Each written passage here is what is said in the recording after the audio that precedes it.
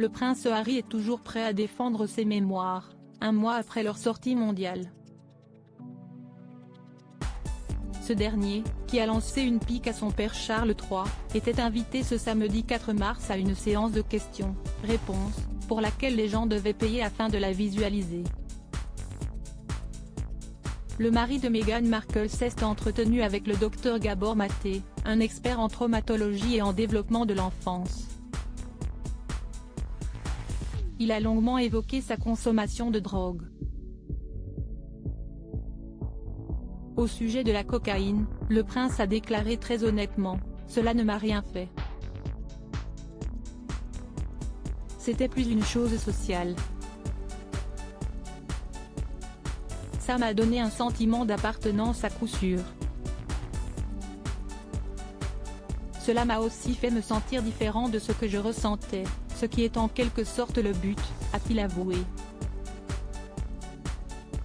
Contrairement à une autre drogue connue, qui lui aurait fait du bien, la marijuana est différente, cela m'a vraiment aidé, a-t-il expliqué. Prince Harry, ça m'a apporté une sensation de libération au cours de la séance. Harry, dont les enfants sont des victimes collatérales de son grand déballage, a confié avoir également consommé des psychédéliques, notamment l'ayahuasca. Il a rapporté le bien que ça lui faisait à cette époque, c'était le nettoyage du pare-brise, le retrait des filtres de la vie tout autant que sur Instagram, ces couches de filtres. Cela m'a tout enlevé et m'a apporté une sensation de détente, de libération, de confort, une légèreté que j'ai réussi à conserver pendant un certain temps.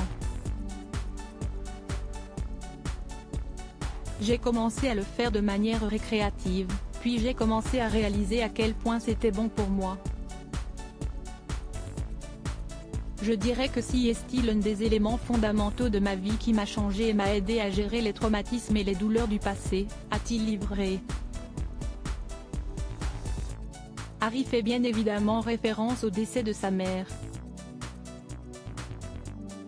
Le jeune papa s'est beaucoup confié à ce sujet dans son livre autobiographique Spare, qui est par ailleurs devenu le livre de non-fiction le plus vendu au Royaume-Uni depuis le début des enregistrements après sa sortie en janvier.